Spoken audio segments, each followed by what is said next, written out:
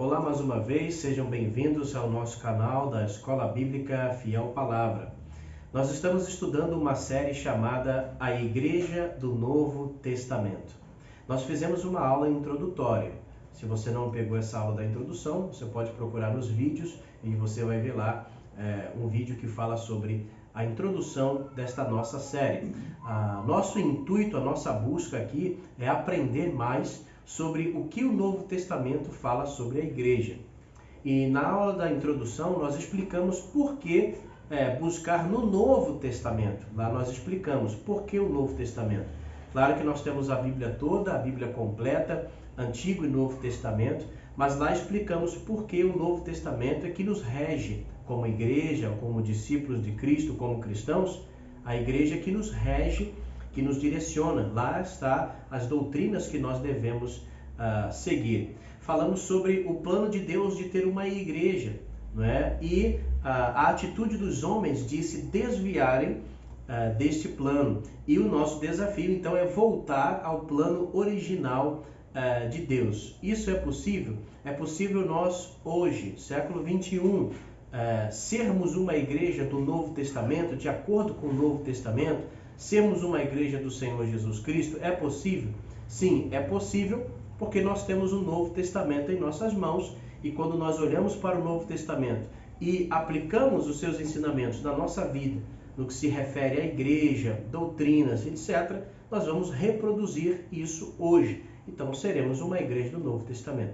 Então, vale a pena você voltar lá e assistir aquele primeiro vídeo e depois você continuar assistindo esse aqui, tá bom? Você que está assistindo aí agora também, não esqueça de deixar o seu gostei, ativar o sininho para receber as notificações de novos conteúdos, tá bom? Assista até o final se você quiser deixar algum comentário, alguma pergunta ou dúvida, também pode ficar à vontade, tá bom?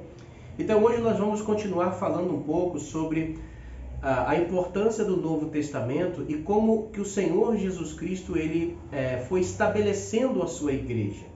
Tá? Lá em Mateus nós vimos na aula passada que Jesus disse que edificaria a igreja dele, né? Então ele está dizendo lá, edificarei a minha igreja, lá em Mateus, né? Mateus 16. E lá está no futuro, quando ele diz edificarei. Então, quando que essa igreja começou? Então nós temos Jesus fazendo essa promessa, né, de que edificaria a igreja lá no Evangelho de Mateus. E quando nós chegamos no livro de Atos, nós vemos que a igreja já está funcionando. Então o que nós percebemos? Que entre Mateus e Atos a igreja foi estabelecida. Porque em Mateus Jesus faz a promessa. Em Atos já vemos a realidade.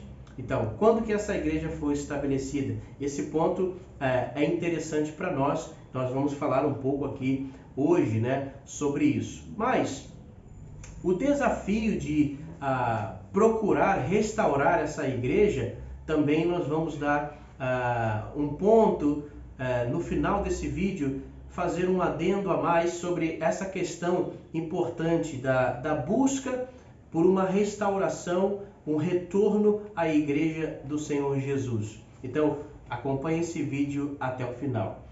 Vamos começar no Evangelho de Mateus, capítulo 28. Se você tiver aí a sua Bíblia, para você acompanhar a leitura, não é? Ou se você puder também, quiser apenas ouvir, não é? A leitura, em Mateus, capítulo 28. O que acontece aqui em Mateus 28? Jesus morreu, ressuscitou e agora ele se encontra, após a ressurreição, ele se encontra com os seus apóstolos. E esses apóstolos que ele escolheu, Jesus tem uma missão para eles. Tem uma missão especial para eles. Então, após a sua ressurreição, Jesus aparece para eles e fala para eles o que eles precisarão fazer, não é? Mas olha que coisa interessante. Mateus capítulo 28, a partir do versículo 18, do 18 ao 20, diz assim: Jesus, aproximando-se, disse-lhes: Foi-me dado todo o poder no céu e na terra. E depois, e fazei discípulos de todas as nações, batizando-as em nome do Pai, e do Filho e do Espírito Santo, instruindo-as a observar todas as coisas que vos tenho mandado. eis que eu estou convosco todos os dias até o fim do mundo, ou até o fim dos séculos, né? Dependendo da sua versão, ok? Então, veja o que Jesus está fazendo. Ele ressuscita, ele diz, toda autoridade me foi dada. Portanto, agora vocês vão, preguem o Evangelho por todas as nações. Ensine essas pessoas, batize essas pessoas, em nome do Pai, do Filho e do Espírito Santo. E ele diz mais, não é? E vocês devem ensinar essas pessoas a guardar tudo que eu vos tenho ordenado. Ou seja, eu quero que você preste atenção nisso aqui, não é? Versículo 20. Instruindo-os a observar todas as coisas que vos tenho mandado, vos tenho ordenado, ok? Então, Jesus ensinou, ordenou os apóstolos, né, com instruções, e os apóstolos vão passar para as outras pessoas aquilo que eles aprenderam de Jesus. Nesse momento, Jesus vai voltar para o Pai. Em espírito, ele diz, estarei com vocês até o final, mas não presente como antes, mas em espírito, não é? Jesus também havia dito que não deixaria eles sozinhos, mas que daria a eles o Espírito Santo, o Consolador, para capacitá-los, para encorajá-los, para guiá-los, para inspirá-los, não é? Então o Espírito Santo estaria acompanhando eles, eles não estariam sozinhos, não é? Mas fisicamente Jesus não estaria mais com eles. Fisicamente Jesus não estaria ali ensinando as pessoas. Pois então os apóstolos, eles dariam continuidade ao trabalho de Jesus. Percebe? Eu quero que hoje você perceba a importância dos apóstolos. O nosso estudo de hoje é sobre isso.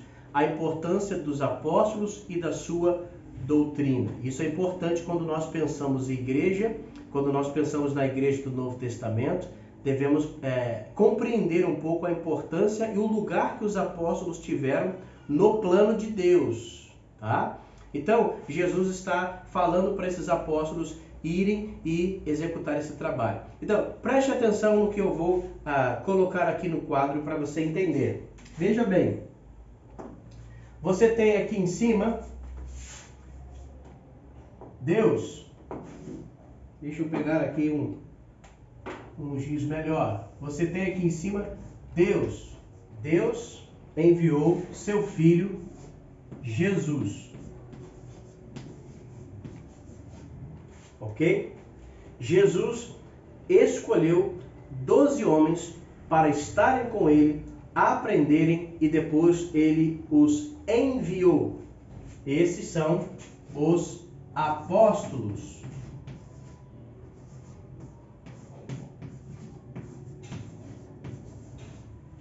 Apóstolos. E já que eu disse que Jesus os enviou, esta é justamente a palavra apóstolo. O significado da palavra apóstolo é enviado. Olha. Eles são os enviados da parte de Jesus. Então, Deus enviou Jesus, Jesus escolheu aqueles 12 homens, né? Depois Judas vai traí-lo, mas eles vão colocar outro no lugar. Jesus vai prepará-los e enviá-los com essa missão. Nós lemos aqui em Mateus 28 que a tarefa dos apóstolos era fazer discípulos, não é? Então veja, os apóstolos deveriam fazer discípulos. Tá? Discípulos. E esses discípulos, aprendendo dos apóstolos, eles deveriam fazer outros discípulos. Eu vou colocar aqui outros. Tá dando para ver aí? Ok? Outros. Então, Deus enviou Jesus, Jesus enviou os apóstolos, fizeram discípulos, os discípulos fazem outros discípulos, e assim vai, sucessivamente. Ok? E esses discípulos vão compondo a igreja. Lembra que nós falamos que igreja não é aquele prédio, a capela ou o templo. Lembra que nós falamos que igreja é um grupo de pessoas. Então, como que é a igreja formada? A igreja é formada assim, ó. um discípulo, que significa uma pessoa convertida a Cristo. Isso nós vamos falar mais lá para frente da nossa série, como se tornar um discípulo de Cristo, né? Então, um discípulo mais um discípulo mais um discípulo, se você poderia aumentar, não é? Um discípulo mais um discípulo mais um discípulo é igual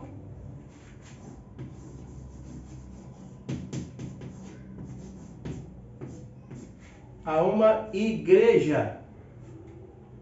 Nós falamos que igreja é um grupo de pessoas. Claro, não qualquer pessoa, ok? A igreja é um grupo de pessoas comprometidas com Cristo. A igreja é um grupo de discípulos, também chamados na Bíblia de cristãos, porque seguem a Jesus Cristo, tá bom? Essa missão, veja bem, essa missão de fazer os discípulos e esses discípulos tornarem-se igreja, Jesus, deixa eu colocar aqui de outra cor, não sei se vai aparecer no vídeo, mas vou tentar colocar uma outra cor para destacar. Esse trabalho é um trabalho especial dos apóstolos, ok? O plano de Deus, não é? Jesus prepara, mas os apóstolos é que estão executando isso, tá? Então, nós vamos falar hoje sobre a importância dos apóstolos no projeto de Deus referente à igreja. Portanto, quando você pensa em igreja, igreja cristã, igreja do Novo Testamento, não tem como você pensar fora dos apóstolos, ok? Não tem como você tirar os apóstolos. Eles são importantes para isso, tá? Os apóstolos são aqueles escolhidos especialmente e pessoalmente por Jesus. Hoje não há nenhum apóstolo de acordo com o Novo Testamento. Dentro dos critérios do Novo Testamento, hoje não há nenhum apóstolo. Hoje tem muitas pessoas com títulos de apóstolo, mas os apóstolos escolhidos por Jesus, né, dentro daquele critério que aparece em Atos capítulo 1, hoje não existe apóstolos. Até porque nós vamos ver aqui que a obra feita pelos apóstolos, ela já começou. Então nós não precisamos de novos apóstolos. Não precisamos de novos apóstolos, tá bom? Pensa, você vai construir uma casa. Você coloca o fundamento, a fundação, não é? Você faz todo aquele preparo ali embaixo para erguer as paredes, laje, telhado, etc. Mas uma vez que você fez bem feita a fundação, você não precisa a cada andar fazer outra fundação, certo? Então os apóstolos fazem parte desta fundação. E uma vez que já foi estabelecido e a igreja vai sendo construída, você não precisa outra fundação. Por isso que os apóstolos fizeram a parte deles e hoje nós construímos. Nós não precisamos de outros apóstolos, porque não precisamos de outra fundação. Ok? Quem usa hoje o título de apóstolo, usa pela questão de querer ser mais do que um pastor, ou mais do que um bispo, de arrogar para si alguma autoridade, ou coisa desse tipo. Tá? Mas, de acordo com o Novo Testamento, em Atos capítulo 1, os apóstolos foram aqueles escolhidos por Jesus. Ok? Certo? Bem, o que vai acontecer agora? Eu quero mostrar para você Efésios capítulo 2. Tá? Então, vamos lá para a carta do apóstolo Paulo aos Efésios, no capítulo 2, que ilustra mais ou menos o que eu acabei de falar sobre a questão da construção e do fundamento, tá bom? Efésios capítulo 2.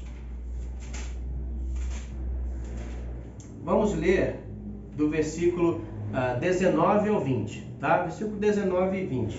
Efésios capítulo 2, diz assim: Assim, pois, não sois mais estrangeiros e peregrinos, antes sois concidadãos dos santos e membros da família de Deus, edificados sobre o fundamento dos apóstolos e profetas, sendo a principal pedra angular o próprio Cristo Jesus.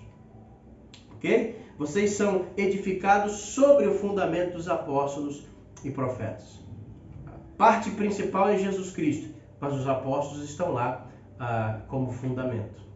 Ok? Então, a importância dos apóstolos é que em cima do ministério deles, ou através do ministério deles, a igreja está sendo construída.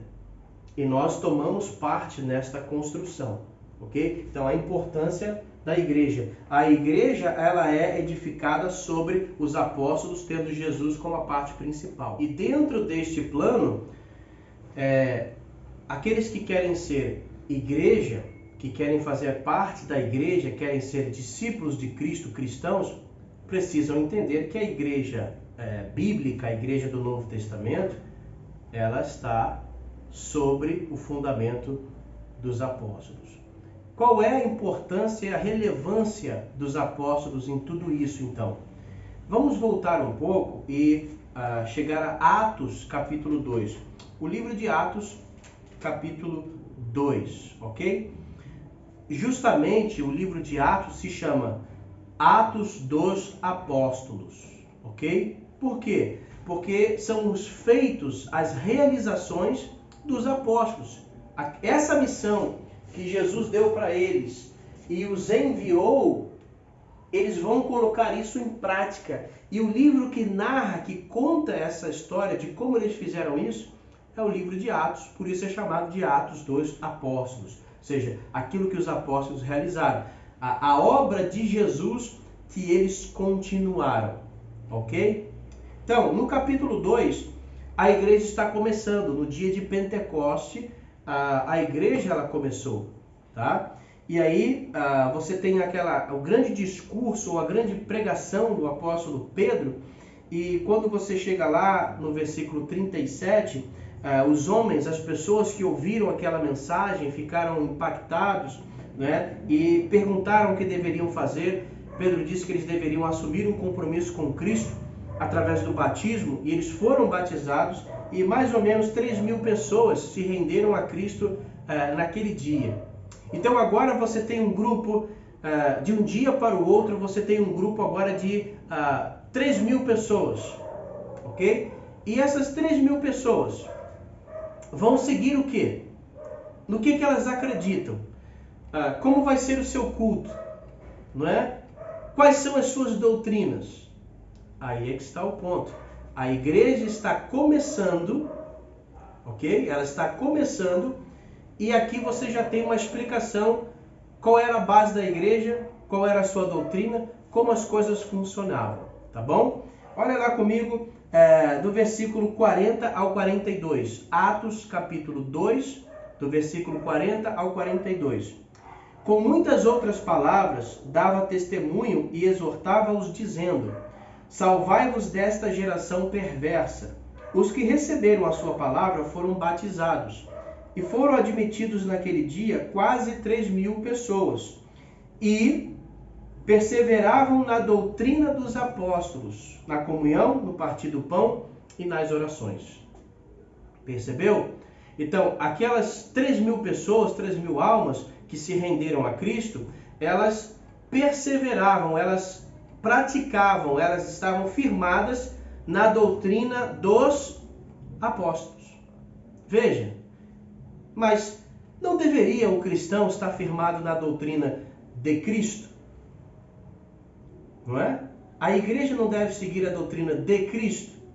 Pois então, entenda que o que é chamado no Novo Testamento de doutrina apostólica é a doutrina de Cristo. Lembra de Mateus, como nós falamos em Mateus 28, Jesus disse, e ensinai as pessoas a guardarem o que eu vos tenho mandado? Assim como Jesus dizia, quando Jesus ensinava, muitas vezes ele dizia, o que eu falo, não falo de mim mesmo, mas eu falo aquilo que o Pai me deu, o que o Pai mandou falar, o que o Pai ordenou. A minha doutrina não é minha, a minha doutrina é daquele que me enviou. Lembra disso? Da mesma forma os apóstolos. O que é chamado de doutrina apostólica é a doutrina de Cristo, porque eles não estão falando deles mesmos, estão falando daquilo que Cristo ensinou eles. Veja, até hoje é chamado de lei de Moisés no Antigo Testamento. Lei de Moisés. Sim, é chamada de lei de Moisés, mas nós sabemos que a lei não é de Moisés, não é isso? A lei é de Deus. Quem deu foi Deus, que deu a Moisés. Moisés é o representante. Mas aí ficou costumeiro, até na Bíblia, referir-se à lei de Moisés, que quer dizer a lei que foi dada a Moisés. Da mesma forma, quando o Novo Testamento fala a doutrina dos apóstolos, quer dizer a doutrina que foi dada aos apóstolos. Então, a doutrina dos apóstolos e doutrina de Cristo é a mesma coisa, porque os apóstolos são os enviados por Cristo. Então, a igreja, ela perseverava na doutrina dos apóstolos, porque foram esses homens escolhidos, capacitados e enviados por Jesus para ajudar a igreja. Então, se eles quisessem, vamos dar um exemplo, se eles quisessem fazer um culto, não é? Como deve ser o culto? Como vai ser a liturgia do culto?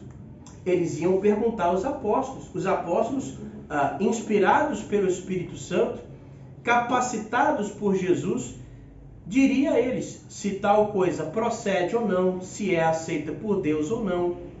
Então, o ensino do que pode ou não pode, do que deve ser feito, é dos apóstolos. Então, veja que a primeira igreja, ela perseverava na doutrina dos apóstolos. Tá bom? Muito bem. Outra coisa interessante, vamos para 2 Timóteo. 2 Timóteo. Segunda epístola do apóstolo Paulo a Timóteo. Ok? Então vamos lá. 2 Timóteo. Capítulo 2. Versículo 1 e 2. 2 Timóteo, capítulo 2, versículo 1 e 2. Tu, pois, filho meu, fortifica-te na graça que é em Cristo Jesus. E o que de mim ouviste diante de muitas testemunhas, entrega-o a homens fiéis, os quais sejam capazes de ensinar também outros. Veja, voltando aqui para o nosso quadro ilustrativo. Deus enviou Jesus, Jesus escolheu, capacitou e enviou os apóstolos. Esses apóstolos fizeram discípulos e esses discípulos têm que ensinar a outros. Vou tentar usar uma outra cor aqui, né? Vamos ver se eu consigo. Uma cor aqui laranja, tá? Esses apóstolos, né? Você tem aqui Paulo. Paulo é um apóstolo, não é isso? Paulo é um apóstolo, né? Vamos ver aqui, não sei se ficou claro o suficiente, né? Mas vou colocar aqui embaixo. Paulo, tá? Paulo é um apóstolo, tá? E aqui, o que ele está fazendo? Versículo 1, capítulo 2. Tu, pois, meu filho, fortifica-te na graça que há em Cristo Jesus, e o que de mim ouviste. O que de mim ouviste. Então, Paulo, como apóstolo, ele fez um discípulo. Muitos, né? Ele fez muitos discípulos, mas nesse caso aqui, ele fez um discípulo. E o discípulo de Paulo aqui é Timóteo. Veja. Um discípulo bem chegado, que ele chega a chamá-lo de filho, ok? Então, Paulo, como apóstolo, fez um discípulo. Como aqui, os apóstolos fizeram discípulos, os discípulos fizeram outros discípulos. Então, Paulo fez um discípulo, Timóteo, e aqui o apóstolo Paulo diz assim: o que de mim ouvistes, transmita a homens fiéis, que sejam capazes de ensinar outros. Então, Paulo ensinou para Timóteo, Timóteo ia transmitir isso para homens fiéis, ok?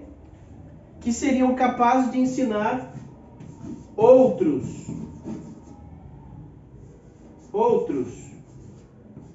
Você está dando para pegar ali embaixo. Outros, tá? Então vamos lá. Os apóstolos, ide por todo mundo, fazei discípulos. Os apóstolos fizeram discípulos. Esses discípulos fizeram outros. Esses outros iam fazer outros. E assim por diante. Nesse caso temos um exemplo. Paulo fez um discípulo chamado Timóteo. Timóteo deveria ensinar o que ele aprendeu de Paulo para os homens fiéis. Esses homens fiéis, e importante aqui é a palavra fiéis. Olha, a palavra fiéis é importante. Por quê? Porque Timóteo tinha de escolher homens fiéis, que seriam homens que ele teria a certeza, né, de que transmitiriam para os outros aquilo que realmente é o correto.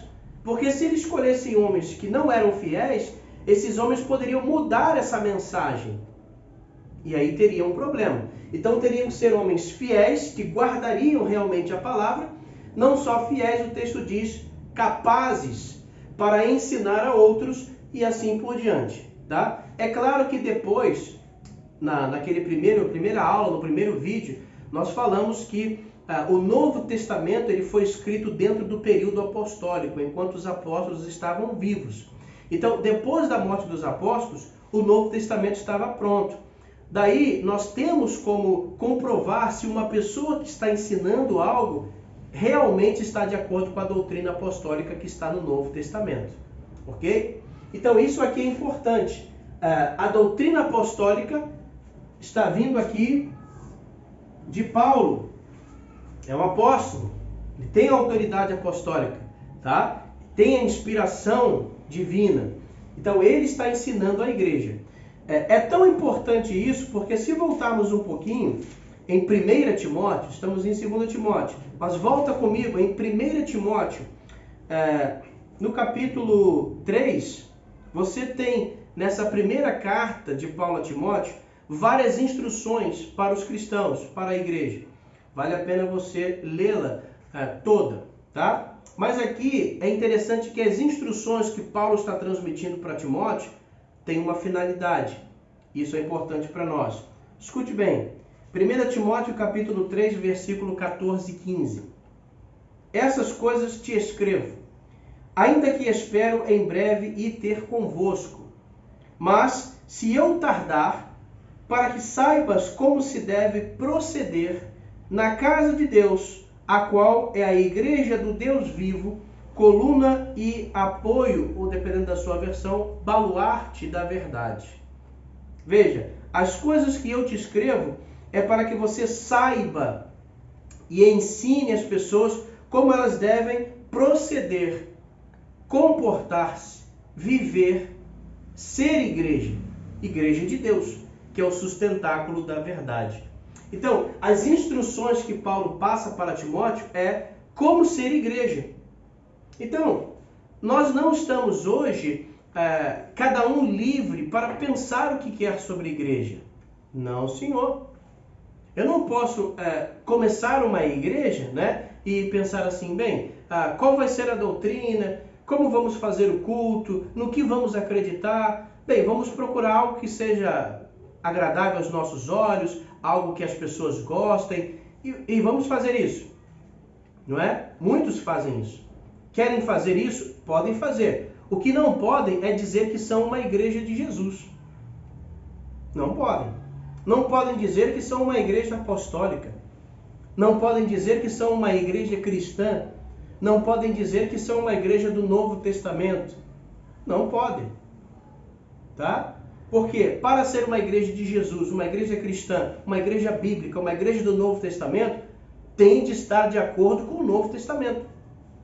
Então, se eu quero fazer um culto, se eu quero acrescentar algo à liturgia da igreja, eu devo perguntar se isso é autorizado no Novo Testamento. Nós falamos na primeira aula, por isso estou repetindo que vale a pena você que não assistiu, ir lá e assistir o primeiro vídeo, a introdução.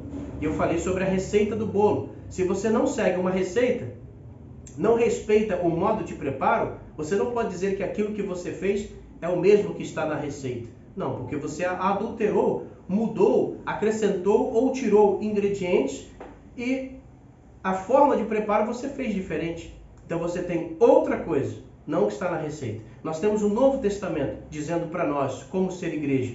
Se eu faço algo diferente do que está aqui, eu não sou uma igreja, pelo menos não uma igreja cristã, não uma igreja do Senhor Jesus. Ok? Então, as instruções apostólicas servem exatamente para isso. As cartas escritas às igrejas, as cartas dos apóstolos para as igrejas, é justamente para ensiná-los a vontade de Deus, a vontade de Jesus, através do Espírito Santo. É para ordenar, doutrinar, não é? Estruturar a igreja. Por isso que a busca pela igreja do Novo Testamento deve respeitar os apóstolos e seus ensinos, porque são ensinos de Cristo, ok? O alerta é tão grande que eu falei também na aula passada, que já no tempo dos apóstolos já existiam avisos sobre falsas doutrinas chegando, falsos ensinamentos, falsos mestres, falsos apóstolos. O Novo Testamento está cheio disso, advertindo, olha, virão enganadores, doutrinas estranhas, vocês precisam perseverar e manter naquilo que vocês aprenderam dos apóstolos, porque as pessoas vão querer adulterar. E ao longo da história isso aconteceu. As pessoas deixaram de lado o Novo Testamento, o ensino apostólico, e começaram a acrescentar o que elas queriam. Só que isso já estava escrito, não é novidade. O que nós não podemos agora é aceitar algo estranho como se fosse verdade ou como se sempre fora assim. Mas não é. Não é. Percebe? Essa é a verdade. Essa é a verdade. Não devemos aceitar... Perdão. Talvez você que está me assistindo, talvez você tenha sido criado, cresceu num grupo religioso, numa congregação, numa igreja, em que sempre as coisas foram feitas daquele jeito.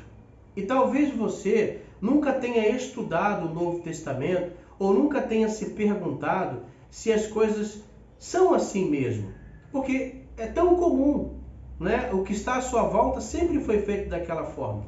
Mas se hoje você está ouvindo, né, está pensando, não, eu gostaria de saber se algumas coisas na minha igreja têm apoio apostólico, têm apoio no Novo Testamento.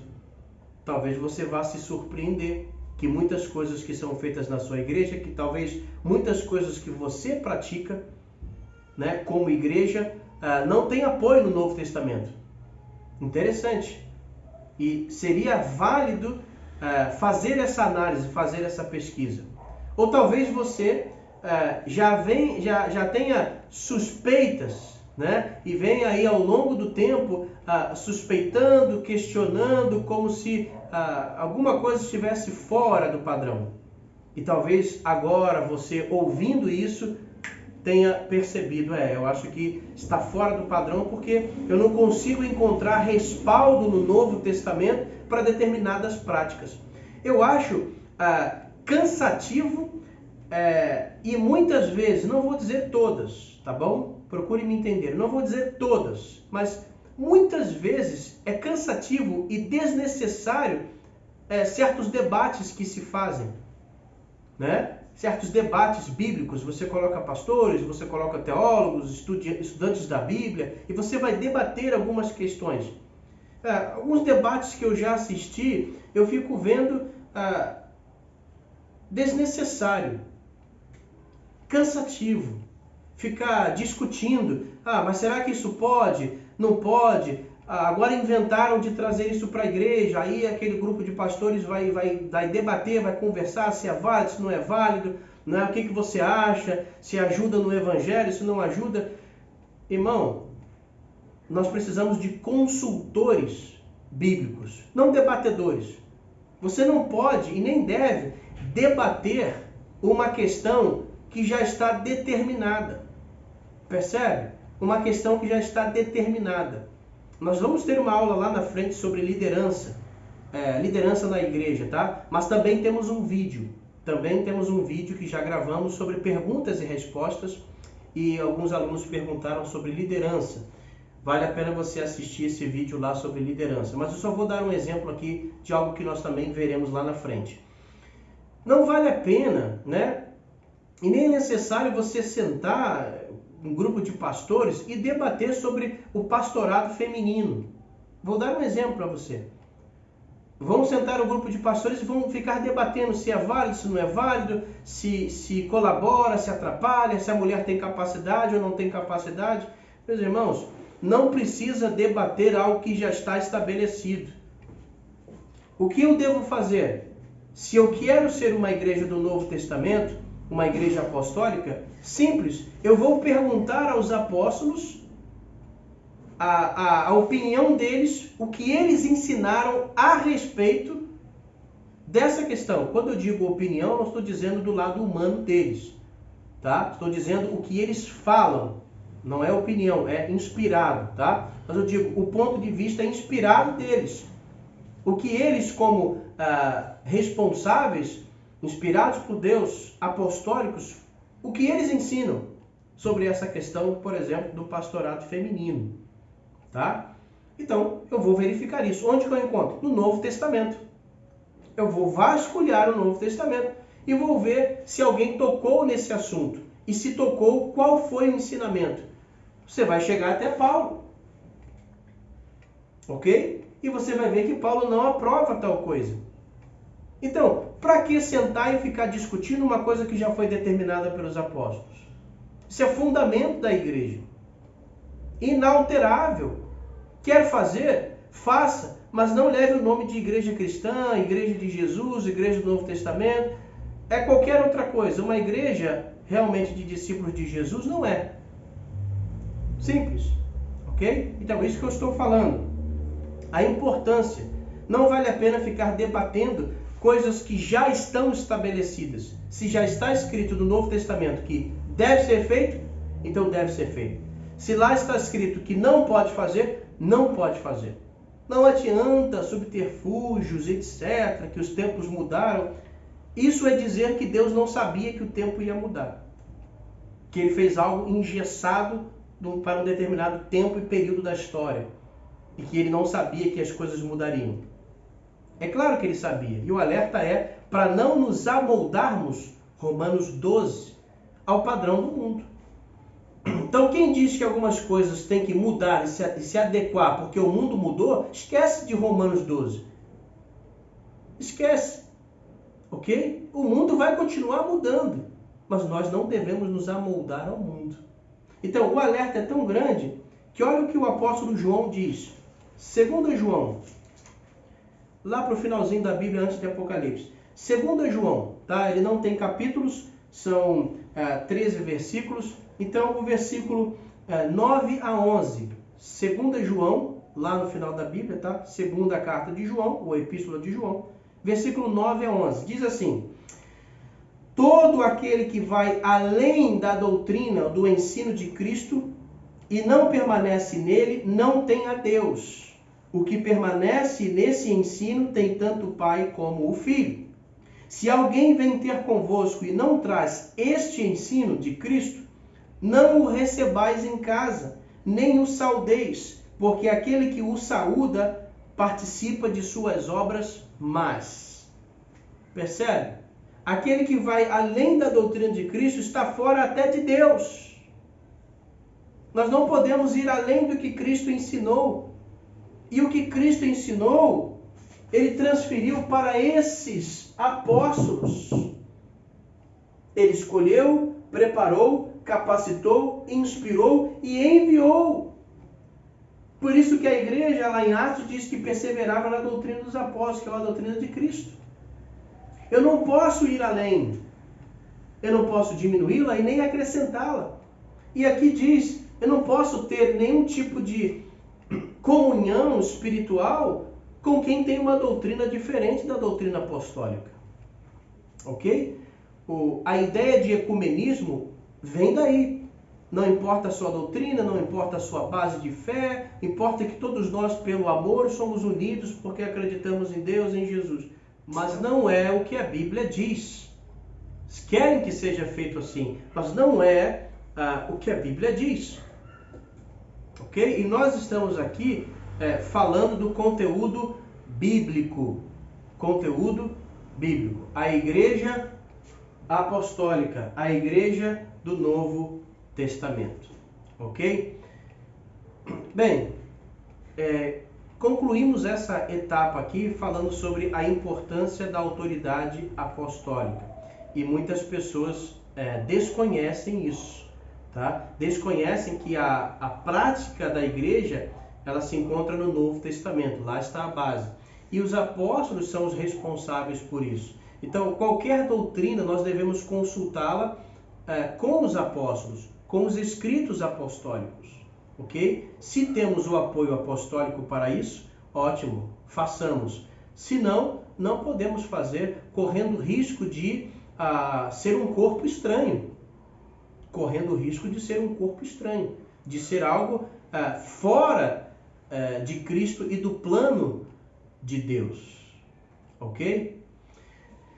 Mas, deixa eu falar uma outra coisa, como eu disse no início, um acréscimo aqui para nós, né? Digamos assim, um bônus para você que ficou até o final aqui assistindo, tem um bônus para você. Imagine que você se encontra nessa situação. E mesmo que você não se encontre nessa situação, talvez se você possa até conhecer alguém que está numa situação dessa. Alguém que desde pequeno ou desde há muito tempo vem seguindo um sistema religioso, crendo e achando que ali está a vontade de Deus, que os ensinamentos são bíblicos. Mas você, estudando a Bíblia, você começa a perceber que não é. O que você deve fazer, né? Qual é a importância de eu dar atenção às coisas que Deus diz? Deixa eu pegar um exemplo aqui do Antigo Testamento, né, e mostrar para nós que mesmo lá no Antigo Testamento existia esse mover de Deus para que as pessoas retornassem a um padrão. Naquele caso do Antigo Testamento, ao padrão do Antigo Testamento. No nosso caso, o retorno deve ser o retorno ao padrão do Novo Testamento, ok? Só vou usar como exemplo. Então, eu peço que você abra comigo no livro de 2 Reis. 2 Reis, no capítulo 22. 2 Reis 22. A história aqui é sobre Josias. Depois você pode ler com calma o rei Josias. Ele teve, antes dele, outros reis. E na história de Israel era assim. Às vezes tinham reis maus. Os seus filhos também às vezes eram maus. Mas às vezes aparecia um rei bom, né? Depois, às vezes, o filho desse rei era mau. Então tinha esses altos e baixos, né? Mas quando um rei mau ficava por muito tempo no poder, ele fazia muitos estragos, né? Alguns deles levavam o povo para a idolatria, construíam altares idólatras, levavam o povo à adoração de ídolos. Alguns fechavam o templo, proibia a adoração no templo de Deus, desviava a nação. Quando durava muito tempo, isso prejudicava gerações. Não é? E às vezes, após a sua morte, o seu filho reinava, e se esse filho também era ruim, então era mais tempo de coisas ruins. Mas quando aparecia um rei com o coração voltado para Deus, esse rei tinha de decidir que caminho tomar. Se ele iria respeitar tudo que já foi feito antes dele, mesmo sabendo que era ruim, se ele olharia para tudo que foi feito e pensaria, muito trabalhoso mudar tudo, ou se continuaria, né, tocaria o barco, como dizemos, e vai com a onda. Né? Mas nós temos Josias que vai fazer o contrário. Ele vai chegar no seu reinado, muita coisa ruim foi feita antes dele, pelo pai dele, etc. E ele agora tem essa posição de estar como rei, e o que ele vai fazer? Então eu quero que você preste atenção nisso aqui. 2 Reis, capítulo 22, versículo 1 e 2. Josias tinha 8 anos quando começou a reinar e reinou 31 anos em Jerusalém. Sua mãe chamava-se Jedida, filha de Adaías de Boscate. Ele fez o que era reto aos olhos do Senhor, andou em todo o caminho de seu pai Davi e não se desviou nem para a direita nem para a esquerda. Quando diz seu pai Davi, não que o pai dele era Davi, mas todos os que andavam corretamente sempre se refere a seu pai Davi, a sua descendência, né? o primeiro rei, ok? Então, Josias vai andar no caminho reto perante Deus. Só que ele tem uma tarefa muito grande. Antes dele, muita coisa errada foi feita. Há muita idolatria, né? A lei de Deus está esquecida. Então ele tem uma grande tarefa pela frente, tá? Mas olha que coisa interessante. Continuando a leitura, do versículo 8 ao versículo 13, diz assim: O sumo sacerdote Ilquias disse ao secretário Safã: Achei o livro da lei na casa do Senhor. Ilquias entregou o livro a Safã, que o leu. o secretário Safã veio ter com o rei e deu-lhe conta, dizendo: teus servos despejaram o dinheiro que se achou na casa e entregaram-no aos mestres da obra da casa do Senhor. Contou mais o secretário Safã ao rei, dizendo: o sacerdote Ilquias entregou-me um livro. Safã leu-o diante do rei. Tendo o rei ouvido as palavras do livro da lei, rasgou suas vestes. O rei ordenou ao sacerdote Ilquias e a Aicão, filho de Safã, e a Aquibor, filho de Micaías, e ao secretário Safã, e a Asaías, servo do rei, dizendo-lhes: ide e consultai ao Senhor por mim, e pelo povo, e por todo o Judá acerca das palavras deste livro que se achou, pois grande é o furor do Senhor que se acendeu contra nós. Presta atenção. Porque nossos pais não deram ouvidos às palavras deste livro, para fazerem conforme tudo o que nele está escrito. Quando eles foram mexer na casa do Senhor lá, eles acharam o livro da lei que estava largado lá. Quando leram, perceberam: não, essa é a palavra de Deus.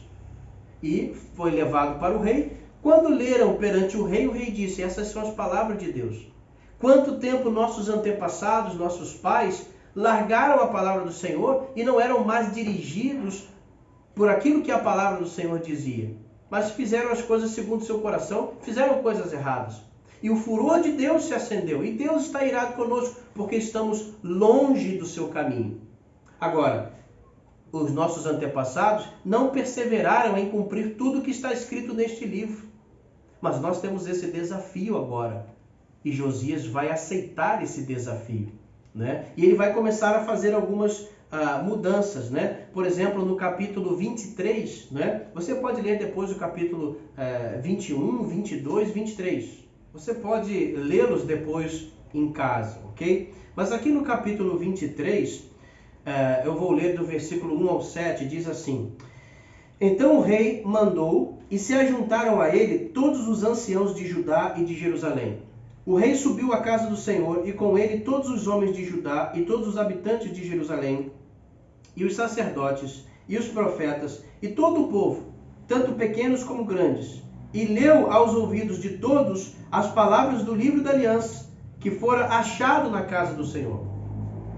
Veja que agora o Josias, ele quer instruir todo o povo. Ele tem coisas a fazer, mas ele não quer pegar e sair fazendo sem as pessoas saberem por que ele está fazendo isso. Então ele chama todas as pessoas, sacerdotes, profetas, pessoas simples, pessoas importantes do povo, todos. E ele começa a ler.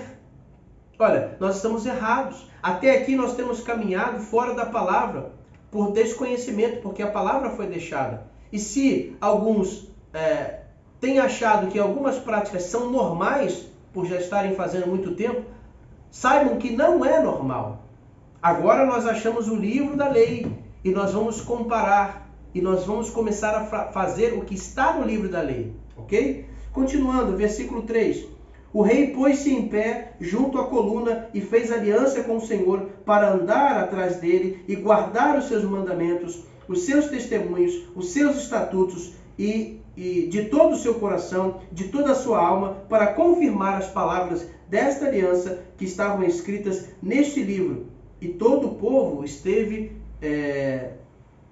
presente ali, né, para essa aliança. Versículo 4.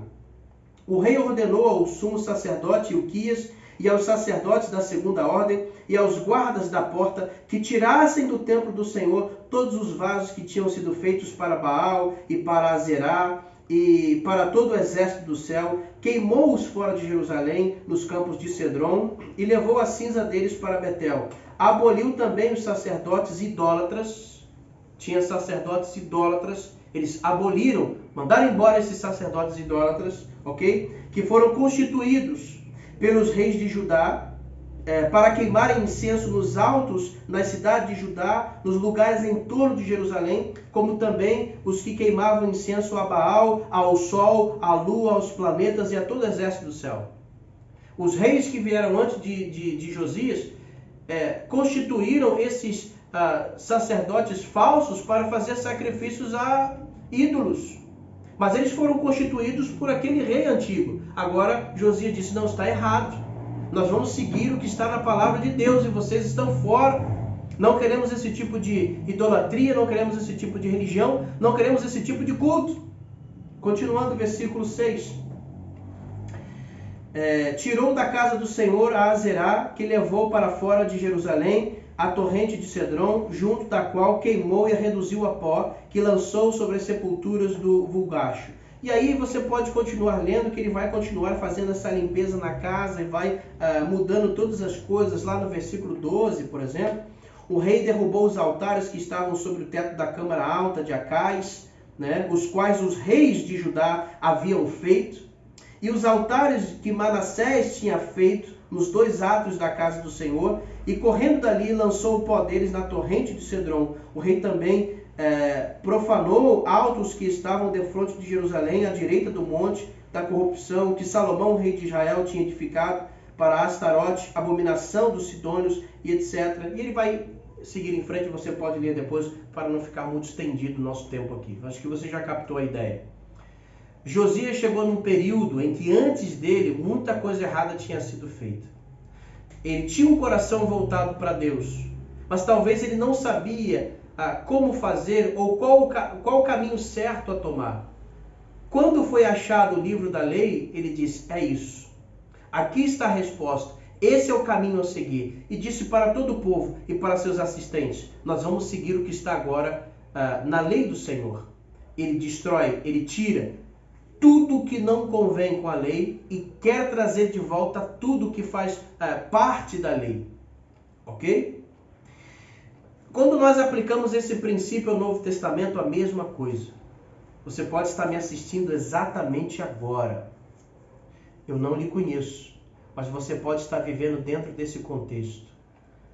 Seus familiares, ou toda a sua história dentro de um sistema religioso, de uma denominação, de uma religião, você pode ter vivido isso até agora. Mas se você tem a oportunidade de ouvir e aprender sobre o que o Novo Testamento fala sobre a igreja, que os apóstolos são os homens inspirados para ensinar a igreja na doutrina correta, e você agora vai pegar e ler, é como se você tivesse achado o livro da lei. Está diante dos seus olhos. E agora você pode tomar a decisão. Talvez você não tenha a autoridade de Josias de mudar todos os que estão à sua volta. Mas você pode começar a mudar a sua conduta. Você pode começar a ser um cristão de acordo com o Novo Testamento. Você pode começar a cultuar a Deus de acordo com o Novo Testamento. Tem muitas coisas ainda que nós vamos aprender sobre as práticas da igreja do Novo Testamento. Então acompanhe conosco até o final. Quem sabe você é um líder. Talvez na sua casa, como pai de família, você pode mudar isso com a sua família. A partir de hoje nós vamos seguir o que diz o Novo Testamento sobre a igreja. Não importa o que foi feito até agora. A partir daqui nós vamos fazer diferente. Talvez você seja um líder de uma congregação, de uma igreja, e que sabe que algo está errado, mas não tem como partir de onde, ir para onde. Agora você tem a oportunidade. E talvez você tenha a autoridade de chegar diante dos seus fiéis e dizer, até aqui nós andamos dessa forma, seguimos a tradição, embora errada, mas foi como as coisas aconteceram até aqui. Mas hoje se abriu para nós, foi descoberto os ensinamentos do Novo Testamento no que se refere à igreja. E a partir de hoje nós vamos fazer as coisas de acordo com o Novo Testamento, porque eu quero ser uma igreja do Senhor Jesus. Eu quero ser uma igreja apostólica. Tudo que nós estamos ensinando aqui, eu quero deixar claro para você. Confira no Novo Testamento, com sinceridade, com o coração aberto, como quem deseja encontrar a verdade. E você vai descobri-la. E você pode colocar em prática na sua vida. Continue acompanhando todos os outros vídeos que nós vamos estar colocando das aulas. Vai ser muito importante. Para isso é importante que você ative o sininho para receber as notificações. Sempre que lançarmos uma aula nova, você vai ser avisado, você já sabe o procedimento, vai receber aquele vídeo e você poderá continuar o seu estudo na série A Igreja do Novo Testamento. Se você ainda não é inscrito, se inscreva no canal. Se você quer deixar o seu comentário, pode deixar o seu comentário. Se você gostou, pode deixar o seu gostei. E vou dizer algo a mais. Se você está em busca de realmente voltar ao princípio bíblico da Igreja do Novo Testamento, você pode estar longe de onde eu estou, você pode estar em outro estado, não importa. Eu vou deixar embaixo na descrição do vídeo um e-mail. Entre em contato conosco se você precisa de materiais de estudo, se você precisa de conteúdo, se você precisa de mais ferramentas, se você precisa de orientação, se você precisa de instrução. Eu estou falando para você que tem o desejo de voltar à Igreja do Novo Testamento. Não estou falando para debatedores. Estou falando para aqueles que têm o desejo de voltar à Igreja do Novo Testamento. Entre em contato conosco através desse e-mail. Conte sua história, conte para nós o seu relato, o que você está passando e nós vamos ver como ajudá-lo. Se você estiver perto de nós, nós podemos até nos encontrar. Mas se você estiver longe, nós podemos enviar para você material, o que você precisar, ok? O que você precisar para restaurar, voltar aos princípios bíblicos. Porque eu vou lhe dizer uma coisa, daqui para frente as coisas vão se tornar piores do que estão. As pessoas vão se esquecer cada vez mais do padrão de Deus, do princípio bíblico e vão fazer o que elas acham que devem fazer, segundo o que agrada a elas. Isso é profecia bíblica. Não temos como impedir isso. Isso vai acontecer. O que nós temos de fazer é ser aquele remanescente, é ser aquelas pessoas que vão buscar a verdade. E quando nós encontramos outras pessoas que também querem a verdade, devemos nos ajudar. Então, nós queremos ajudar você. E você também pode nos ajudar. De que maneira? Compartilhe o vídeo. Compartilhe com as pessoas que você sabe que tem interesse, com aquelas pessoas que você gostaria de despertar. Compartilhe esse vídeo. Você vai estar nos ajudando, ajudando a obra do Senhor, ajudando as pessoas também. Então, eu conto com você. Que Deus abençoe. Até a próxima oportunidade. Fique na paz. Em nome de Jesus. Amém.